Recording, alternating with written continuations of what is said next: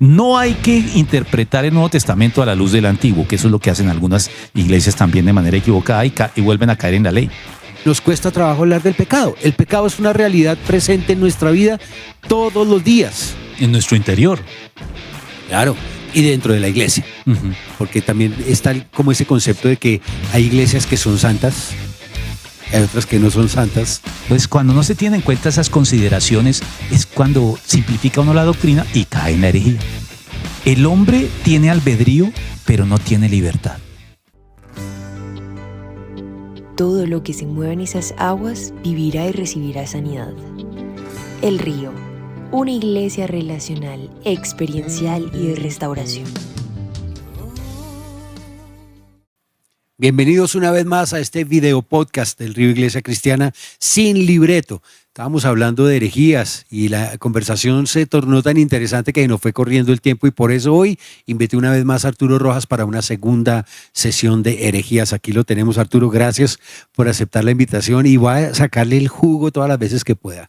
Por supuesto, para eso estoy. Qué cosa tan maravillosa. A propósito también, porque acabamos de pasar el Congreso Nacional de Apologética y creo que cada día se hace un poco más urgente, necesario el tener ese conocimiento teológico. No, es que creo que muchas veces la gente confunde el concepto apologética y teología con cosas demasiado densas, profundas, y al final no es que sean tan densas y profundas. Lo que pasa es que hay un lenguaje técnico también que hay que usar, así como cuando yo llevo el carro al taller y me hablan del mofle y me hablan del ¿sí me entiende? De esos términos técnicos que de alguna manera me tocará aprenderme. Lo mismo pasa con la teología, pero acabamos de pasar este congreso, fue un regalo de Dios maravilloso. Muchas gracias por hacer esos contactos y que se repitan. Vamos a ver, la vara quedó muy alta para el próximo congreso. Yo no sé cómo va a ser usted, pero bueno.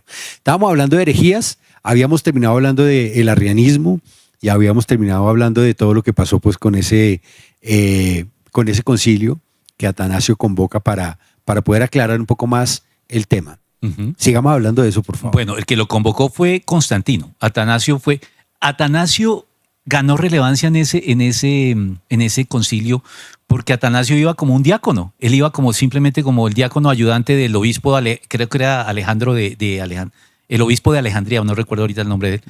Y se levantó como un defensor tal de la ortodoxia que la iglesia pronto lo nombró obispo y fue el sucesor del obispo de Alejandría. Entonces, sí, el arrianismo hizo mucho daño y durante un siglo se debatió y como le digo, después con las invasiones bárbaras, la iglesia ya había resuelto ese tema y ya lo había dejado cerrado y resulta que volvió a abrirse porque los bárbaros que llegaron al imperio llegaron con fe cristiana, ni siquiera los tuvieron que evangelizar, pero ellos traían una fe arriana porque el misionero que había ido a los bárbaros se llamaba Ulfilas y él era un misionero arriano y lo que difundió fue todo el arrianismo entre los bárbaros. Entonces de nuevo se vieron confrontados con este problema y así ha sido a lo largo de la historia. Como les digo, llevamos 3 herejías, no llevamos muchas: gnosticismo, marcionismo y arrianismo. No llevamos muchas y vemos cómo se van reeditando a lo largo del tiempo. Y hoy los arrianos subsisten claramente en un grupo herético, una de las que yo llamo sectas cristianas, que pretenden ser el cristianismo auténtico y no lo son grupos sectarios y heréticos como los testigos de Jehová. Los testigos de Jehová son claramente arrianos, ellos le niegan a Cristo la divinidad. Para ellos Cristo es una criatura, ellos dicen que es el arcángel Miguel, incluso encarnado, y eso es totalmente herético. La Biblia le atribuye a Cristo toda la plenitud de la divinidad, lo dice el apóstol Pablo, estoy citándolo textualmente, toda la plenitud de la divinidad está en Cristo como hombre. Entonces esa herejía, fíjese que hoy sigue en pie. Así como la del marcionismo, que no lo mencioné, se me quedó entre el tintero en el anterior podcast, pero yo creo que todos los cristianos que menosprecian el Antiguo Testamento y prefieren el Nuevo, y no leen sino el Nuevo y les fastidia el Antiguo, sutilmente están reeditando el marcionismo.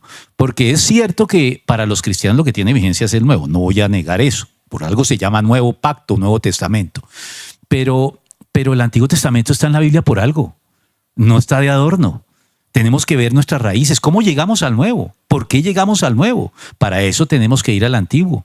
Y puede que haya cosas del Antiguo Testamento que ya no tienen vigencia, pero hay algunas que adquieren mayor vigencia todavía en el Nuevo Pacto. Entonces el cristiano no puede menospreciar el Antiguo Testamento. Yo sé que es más difícil leerlo porque es más distante en el tiempo. Culturalmente hablando, nos sentimos en terreno mucho más extraño a nuestra época moderna. El Nuevo Testamento lo sentimos más cercano. Es ya en la época del Imperio Grecorromano, que eso de alguna manera todavía nos toca más cercanamente. Pero no hagamos eso. El Antiguo Testamento también es importante. No hay que interpretar el Nuevo Testamento a la luz del Antiguo, que eso es lo que hacen algunas iglesias también de manera equivocada y vuelven a caer en la ley. Se vuelven. Pero sí hay que interpretar el Antiguo a la luz del Nuevo. Entonces hay que, sí, conocer el Nuevo. Tal vez primero hay que conocer el Nuevo. La primera lectura de un cristiano tal vez no es recomendable que vaya al Antiguo de entrada, sino que se familiarice con el Nuevo. Pero después, cuando ya esté familiarizado con el Nuevo, vaya con esos elementos que adquirió en el Nuevo Testamento, vaya y lea el Antiguo, que puede consolidar mucho más su fe. Pues de hecho, el Nuevo Testamento cita muchas oportunidades en el Antiguo Testamento. No solo Jesús, sino todos los demás autores citan permanentemente también pasajes del Antiguo Testamento que, como usted dice, ya uno los puede ver un poco desde una perspectiva completa. Uh-huh. Y eso le permite a uno vivir con más tranquilidad el cristianismo. Cuarta herejía. Cuarta herejía, creo que vamos terminando la lista, pues por lo menos de las principales. Las otras ya son menores, son de nivel inferior, pero las principales creo que sigue el pelagianismo. Pelagio vuelve a ser un monje británico, es un monje cristiano británico que niega, para decirlo de manera puntual, niega la doctrina del pecado original. Para él, el hacer lo bueno y el llegar a la fe, todo es posible por nuestras facultades naturales. Está en nuestras capacidades y en nuestras facultades naturales hacer lo bueno, creer en Cristo, y lo único que el Evangelio hace es ayudar y facilitar el proceso. Y el hombre no nace en una condición pecaminosa. Entonces eso nos lleva a la doctrina del pecado original, que es una doctrina compleja, pero no por compleja debemos negarla. Es que esa es una de las tendencias que hay. Eso lo decía un apologista, Alistair McGrath, que una de las tendencias que la iglesia tiene es que cuando tiene que lidiar con doctrinas complejas, en vez de lidiar con ellas, prefiere simplificarlas y termina al simplificarlas, las termina negando. Reduccionismo. La reduce, exactamente. Es un poco también el concepto del tabula rasa. Sí, es cierto. Bueno, profundicemos un poco más ahí. ¿En la tabula rasa? No, en la herejía. En la herejía. ¿Cómo se ve la herejía hoy? Hoy yo creo que esta es una herejía que está vigente incluso en el mundo, en el pensamiento secular. La creencia de que el hombre es bueno por naturaleza es Pelagio. Eso es Pelagio. Y eso viene en la Edad Moderna, ni siquiera dentro de la iglesia, sino en la filosofía, lo puso en boga Juan Jacobo Rousseau. El hombre nace puro y la sociedad lo corrompe. Eso es una negación de la condición y de la tendencia al pecado con la que nacemos. No nacemos, cuando hablamos del pecado original, y de pronto no sé si es que los pelagianistas no lo entienden bien, no es que nacemos con una culpa personal ya, es una culpa corporativa, de cuerpo, de humanidad como tal. No es una culpa individual de Arturo Rojas. Cuando Adán y Eva fueron puestos a prueba en el jardín del Edén, no estaban siendo puestos a prueba únicamente Adán y Eva con nombre propio, como individuos. Estaban siendo representantes de la humanidad. Ellos eran, como se dice en teología, cabeza federal de la humanidad. Entonces, es absurdo que nosotros nos molestemos con Adán y Eva. A mí me pasaba eso de niño, cuando a mí me contaron las historias del Evangelio. Y a mí me molestaba Adán y Eva porque nos estropearon todo el caminado a todos. Y yo no fui el que lo hice. Por culpa de ellos. Por culpa de ellos estamos viviendo lo que vivimos. Y entonces uno los utilizaba como chivo expiatorio. Cuando entendí la doctrina del pecado original, entendí lo siguiente, Andrés. Si yo hubiera estado en el lugar de ellos, no lo hubiera hecho diferente. Porque ellos no estaban representándose a sí mismos como individuos, sino a la raza humana. Cualquiera de nosotros en su lugar no lo hubiera hecho diferente. Estaba haciendo prueba de la raza humana. Entonces, por eso es que nacemos con una culpa corporativa que hace que la muerte sea la realidad con la que tenemos que convivir. Desde que nacemos comenzamos a morir, como dicen algunos. Nacemos y ya comenzamos a morir porque nuestro tiempo comienza a correr. Entonces, es eso. Y la doctrina del pecado original hace más referencia a la inclinación a la desobediencia con la que nacemos. más que a esa culpa corporativa, a esa inclinación que a las primeras de cambio los niños desobedecen. Los niños no tienen que enseñársele la desobediencia. La traen aprendida, hay que enseñarles es a obedecer. Por eso alguien decía hay un conferencista que dictaba una conferencia que al comienzo la titulaba Reglas para educar a los hijos. Después tuvo hijos y le cambió el título a la conferencia, le puso sugerencias para criar a los hijos. Cuando los hijos llegaron a la adolescencia, canceló la conferencia. Entonces, eso muestra que el pecado original está arraigado en nosotros, la inclinación a la desobediencia está arraigada. Eso era lo que negaba Pelagio. Pero es que mire que hay una cosa ahí en esa narración del Génesis que es nuestro pan diario, ¿no? Siempre estamos buscando a quién echarle la culpa de nuestras decisiones equivocadas. ¿A quién le podemos echar la culpa? A Adán se la echó a Eva a la serpiente, etcétera, etcétera. Pero yo creo que el concepto de quién fue la culpa de lo que pasó con este muchacho, quién lo malogró, quién lo educó mal, siempre va a estar presente dentro de nuestra naturaleza. Son los amigos que tiene, es que en el colegio encontró un grupito, es que la universidad les abre la mente a cosas que no deberían y siempre tratamos de buscar cómo echarle la culpa, incluso como cristianos y como iglesia, a otras circunstancias y nos cuesta trabajo hablar del pecado. El pecado es una realidad presente en nuestra vida todos los días. En nuestro interior. Claro, y dentro de la iglesia. Uh-huh. Porque también está como ese concepto de que hay iglesias que son santas, hay otras que no son santas, hay pastores que son santos y hay otros pastores que no son santos. Y es un tema que de verdad genera mucho dolor y malestar en el cristianismo, porque te hacen vivir un cristianismo completamente irreal. Uh-huh. Porque empiezan a venir todas esas ideas de cómo debe verse la santidad, cómo debe verse una persona santa. Uh-huh. Hoy en día está muy vigente eso. Sí. Agustín fue el gran defensor de la ortodoxia en contra de Pelagio. Agustín tuvo varios momentos. Agustín es el gigante doctrinal de la época que se conoce como la patrística, antes de que el Imperio Romano cayera bajo los bárbaros, las invasiones de los bárbaros. Y Agustín fue el que le hizo ver a Pelagio que era absurdo. Hay un autor actual que se llama John Ortberg. Escribió un libro, no recuerdo ahorita el nombre, pero sí recuerdo lo que dijo en ese libro porque me causó mucha gracia. Es una manera muy, muy clara de mostrar lo absurdo de la negación del pecado original llevada a cabo por Pelagio. ¿Sabe cuál es la frase que él hizo famosa? Pelagio, por supuesto, no tuvo hijos. Con eso terminó la discusión, claro. Y es cierto, era un monje. Cualquier padre con hijos se da cuenta cómo está arraigada. La necedad está ligada en el corazón del muchacho, dice Proverbios. Más la vara de la corrección la apartará de él. Ojo que ahí está tocando usted terreno complicado porque eso políticamente no es correcto. Uno no puede corregir. Uno tiene que formar de una manera distinta. Y bueno, como sí, que ya hoy no se puede utilizar la vara. No. La vara, el castigo físico ya pueden a uno meterlo a la cárcel. Sí, es demandable el tema, pero sí es un tema que es complicado. Entonces, esta herejía lo que pretende es hacernos creer que somos almas puras, que la sociedad, como decía Juan Jacobo Rousseau, nos va corrompiendo permanentemente. Sí, algo externo a nosotros. Siempre es algo externo. Internamente no. Y lo que dice el Evangelio es todo lo contrario. Nosotros somos esclavos del pecado. Tenemos la inclinación a pecar y no es que nazcamos como esclavos del pecado, pero pronto nos hacemos esclavos de él por las decisiones que tomamos contraria a lo que nos dicta la conciencia o lo que debíamos hacer.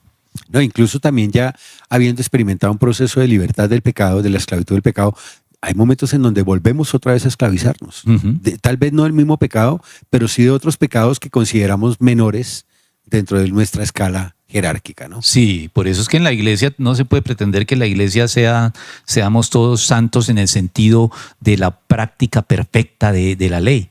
No, el Evangelio nos redime y rompe la esclavitud del pecado. Nos faculta para hacer lo bueno, con motivos buenos, pero no nos despoja de la posibilidad de hacer lo malo. Y todavía, si estamos fuera de base, si no estamos bien parados, volvemos a caer en este tipo de prácticas. Que ahí es donde está también el tema de las buenas noticias, ¿no? O sea, Cristo nos liberó de la esclavitud, del pecado. O sea, el pecado realmente se termina convirtiendo en una decisión que yo tomo. Uh-huh. No es una obligación. Cuando yo estoy en Cristo, el pecado es una decisión, no una obligación. Antes de estar en Cristo, pues claro que podríamos decir que era una obligación porque era mi naturaleza desbordada permanentemente. Jesucristo dijo en el Evangelio de Juan, en el capítulo 15, separados de mí nada pueden hacer. Y Agustín decía, Agustín tiene una frase bien profunda que hay que analizarla. Él decía, o una frase o una expresión, no sé si lo estoy citando literalmente, pero él decía, el hombre tiene albedrío, pero no tiene libertad. Lo cual parece contradictorio porque usualmente creemos que son sinónimos, albedrío y libertad. Él dice, no, el hombre tiene albedrío, pero no tiene libertad.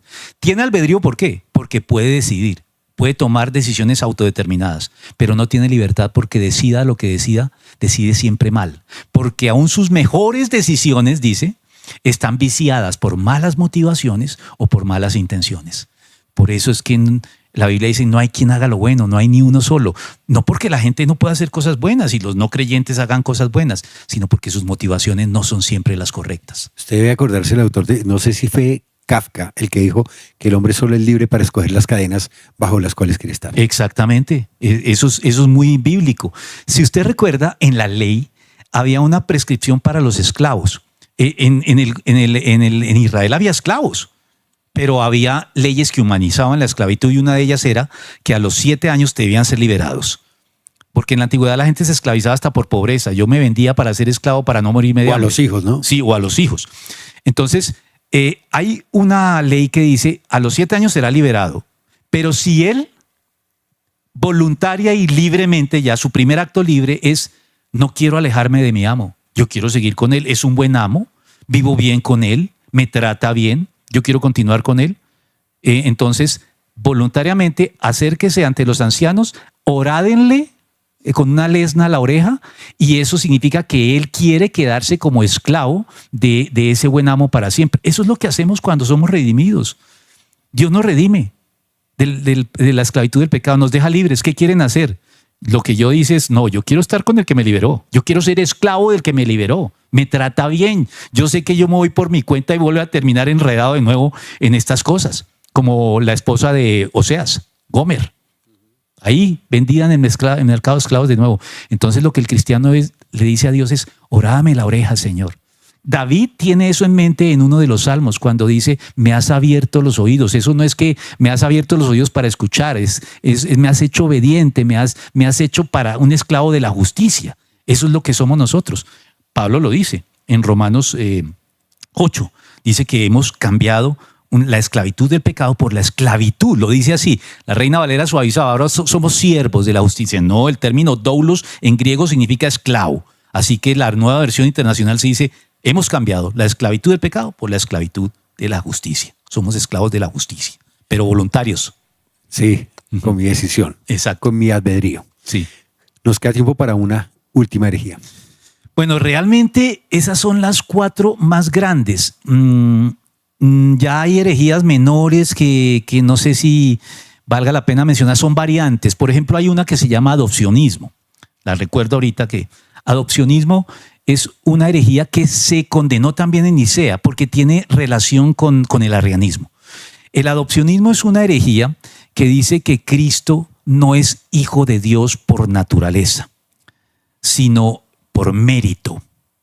Por el mérito de su vida, Dios el Padre estaba buscando a quien adoptar como hijo. Y entonces lo adopta como hijo y Jesucristo es hijo de Dios porque el Padre lo adopta como tal en algún momento de su vida terrenal y no desde su misma concepción. Entonces, esa es una herejía que pone a Cristo en plano de igualdad con nosotros los creyentes, porque los creyentes somos hijos de Dios, pero lo somos por adopción. Y pierde de vista, por ejemplo, una expresión típicamente juanina del Evangelio de Juan y de los escritos, que es el unigénito del Padre. Él habla de Cristo como el unigénito. Él es hijo de una manera única, especial, exclusiva. Nadie más lo es en el mismo sentido en que Él lo es. Esta expresión fue tan afortunada que se incluyó en los credos. No encontraron los teólogos ninguna mejor y dijeron, metamos a la expresión de Juan contra el arrianismo y contra el adopcionismo que afirmaba que Cristo era adoptado en algún momento de su vida por sus méritos, por su santidad de vida, por lo que quiera que sea, y eso no es cierto.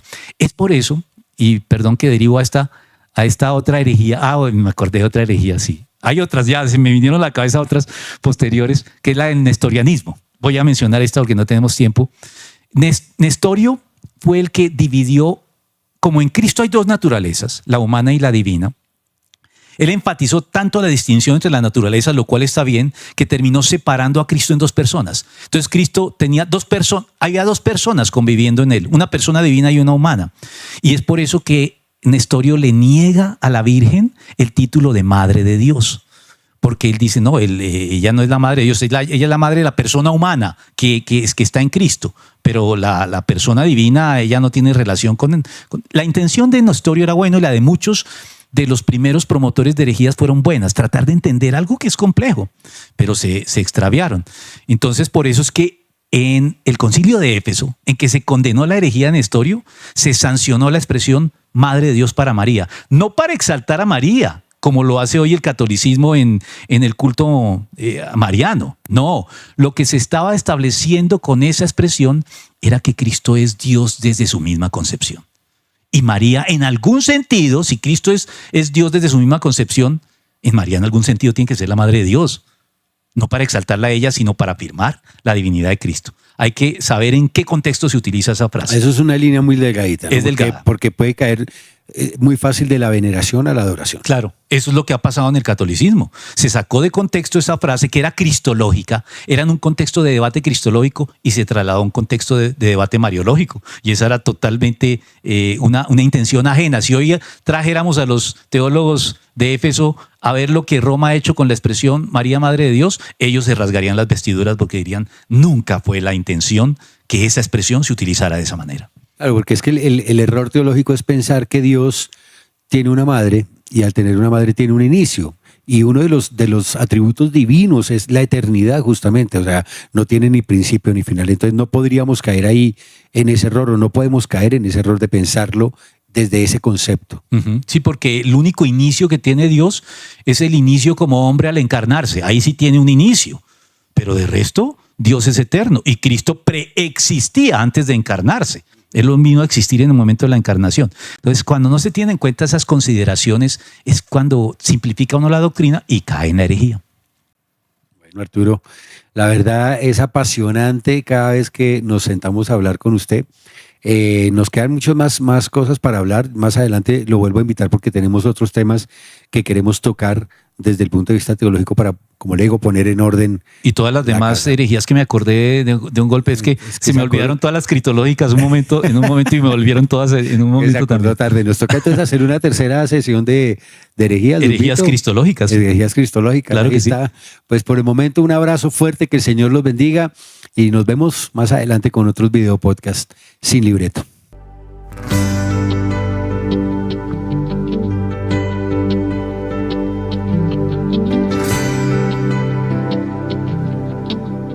Mm-hmm.